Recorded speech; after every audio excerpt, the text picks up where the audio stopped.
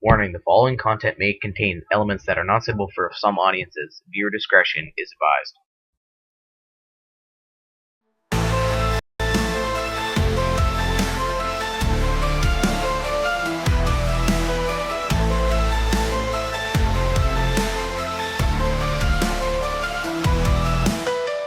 Hey creepy, yeah that's my style. Creepy crawlers, Kimiko's vibe. We laugh at the dark, find joy in the fears. In a world full of noise, I'm the one you hear. In a smoky room, filled with gloom, hell is here, podcast doom.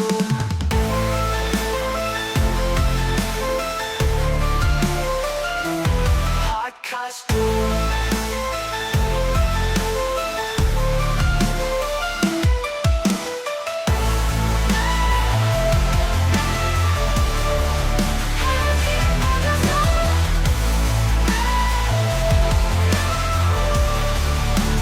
Hell is here, podcast doom.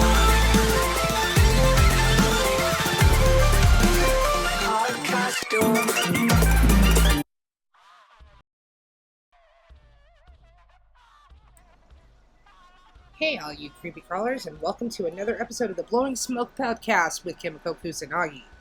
So, today's episode, we are going to listen to my theory about the Silent Hill 2 remake. Okay? So, light up and listen in.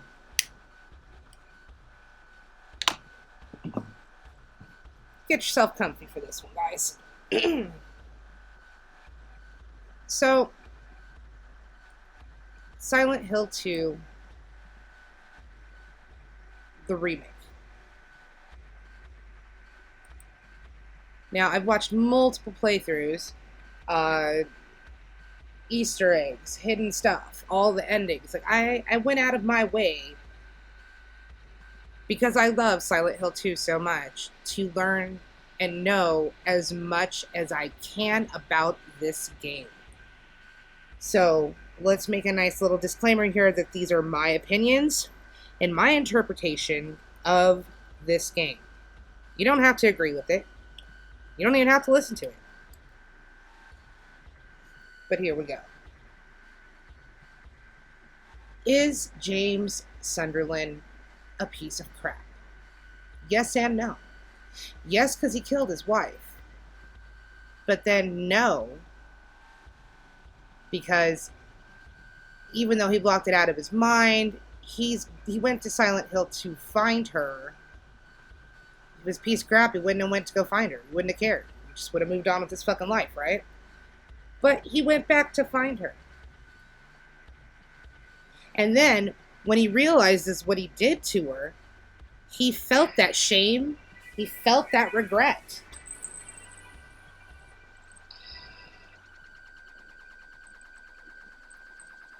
So, is he a piece of crap? Yes and no. Besides that, was Maria real? Yes and no. Why do I say that? Because is Silent Hill real? Yes and no. Yes, it is real to certain people, and no, it's not to certain people. So was Maria real? Yes, to James, to a certain extent, that Maria was real. Hell, she even had her own fucking part of a game there from the one in PlayStation 2 days. You know, Born from a Wish. That was all about Maria. That's like asking, is Titus really real from Final Fantasy X? Yeah and no. It's both. Now, let's get on to the other characters. Was Angela real? Was Eddie real? Was Laura real? Yeah, no. On all those too. Because Angela does have a background story that makes sense. But at the same time, she also just represents the shame and regret of James Sunderland. Just like Pyramid Head also represents James in helping him realize kind of that little snap and showing him things that he needs to see to realize what he did. Eddie is basically in a way a manifestation of all the ridicule and the mean names and the stuff that Mary said to James while she was sick. Laura is a representation of the child that they wanted to have before she got sick. But at the same time, each one of those characters also have their own stories. So it's yeah, no on all of that. And it's yeah, no when you get to that ending. So let's also put a disclaimer on spoilers here. You don't want to know what happens, you don't want to know about the endings, then you better change it. Fuck off with it.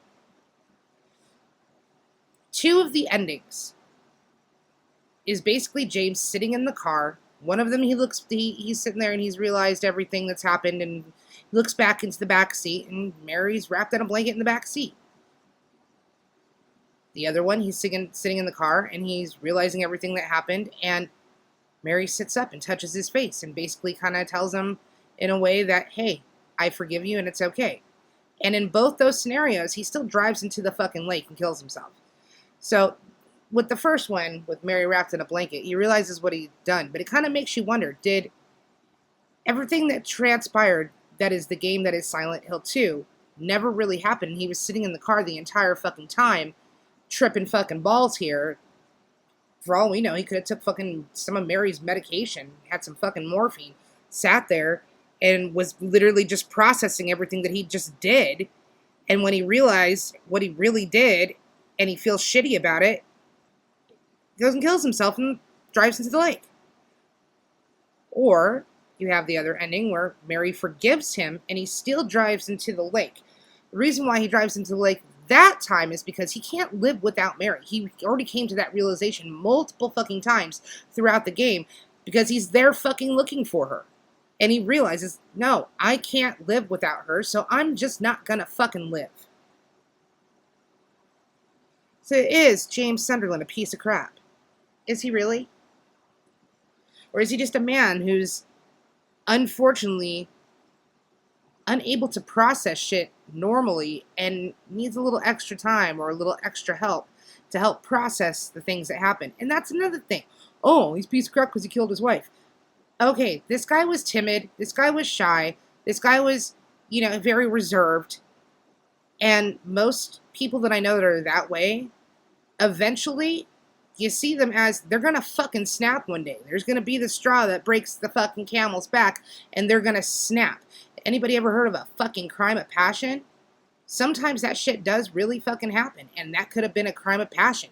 Mary could have said something or whatever to him, and at that point, he just snapped and then smothered her with the fucking pillow. And then just went into fucking just denial and fucking, he also could have blacked out and just, sections of memory are missing. Body keeps going, but your brain is fucking elsewhere, if you know what I mean. And the next thing he really fucking remembers is standing in that fucking bathroom and then fucking washing his hands. He's like, well, how the fuck did I get here? What happened? Where am I? Because his fucking psyche forcibly made him take a fucking vacation and just kind of went on autopilot there.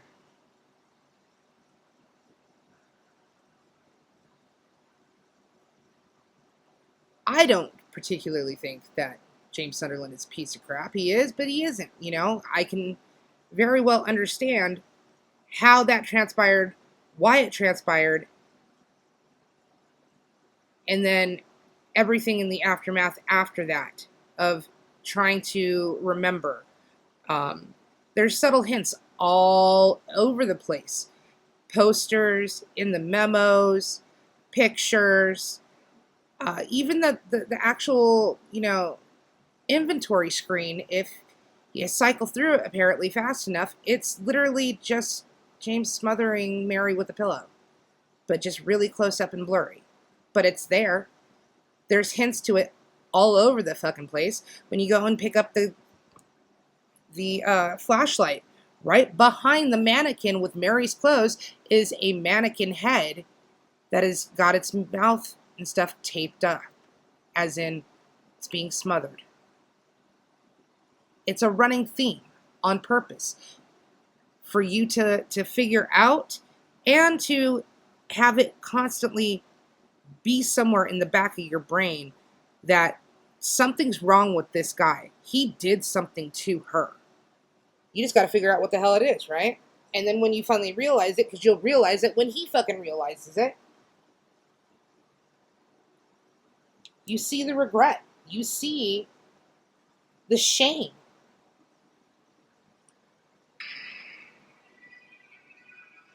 You know? It's extremely complicated.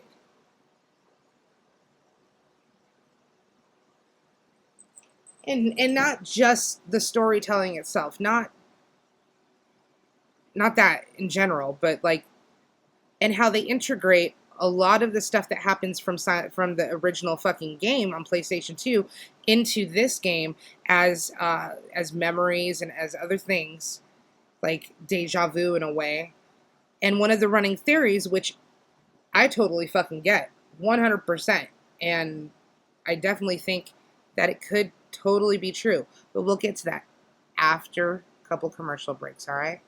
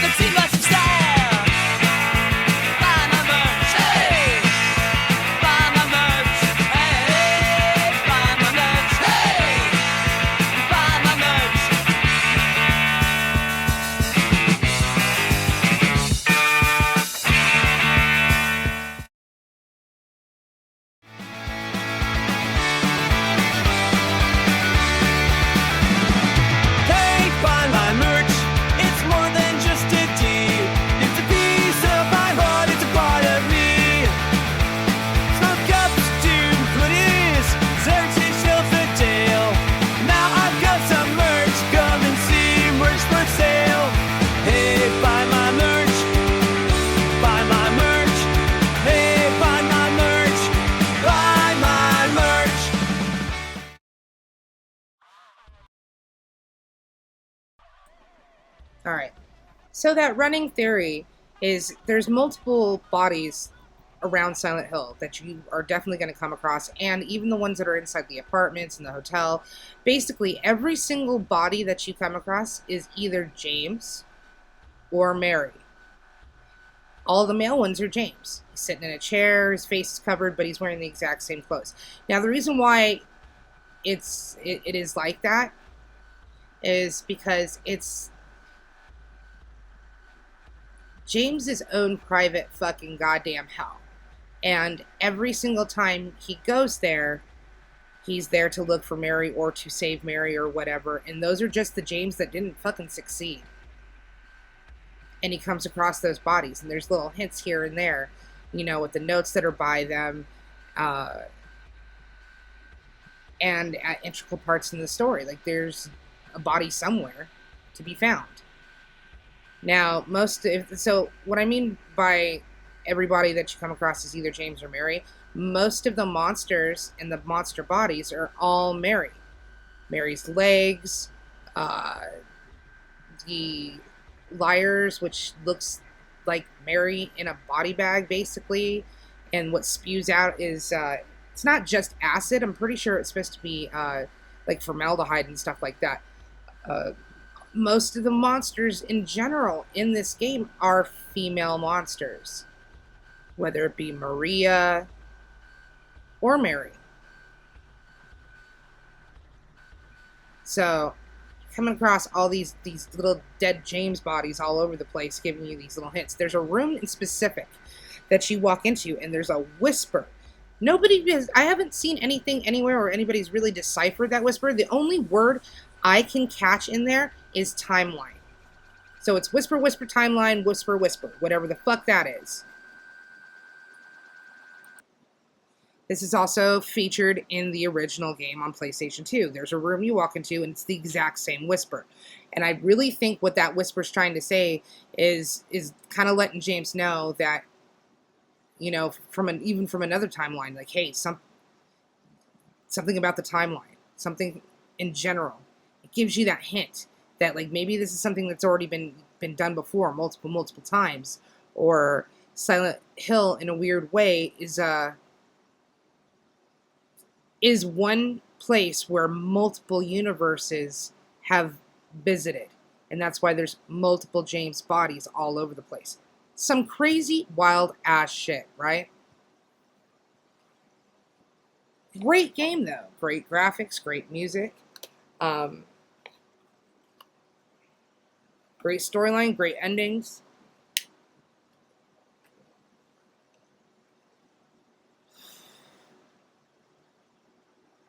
It makes me want to go back and play the PlayStation 2 version again while I'm playing the PlayStation 5.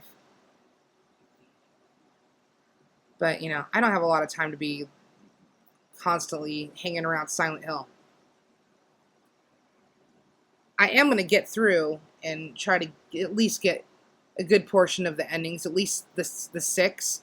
Maybe not the 2 gag endings, but at least the 6 endings on my PlayStation 5. And check out all the different Easter eggs and mentions in that game, because they mention, you know, a lot from Silent Hill 3 and 4. Not so much 1. But that'll be for another podcast, us talking about Silent Hill 1. We'll end up talking about Silent Hill 1, Silent Hill 3, and Shattered Memories, since they are all basically connected.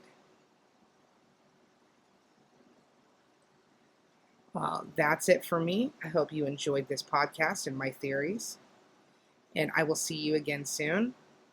You stay creepy like Kimiko Kusanagi, okay? Bye!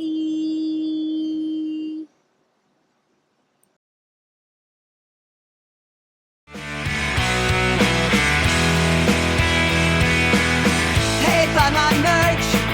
It's more than just a seed. It's a piece of my heart. It's a part of me. From cuts and leaves, every stitch tells a tale. Now I have to merch to come and see and merch for sale. Hey, buy my merch. Buy my merch. Hey, buy my merch. Buy my merch.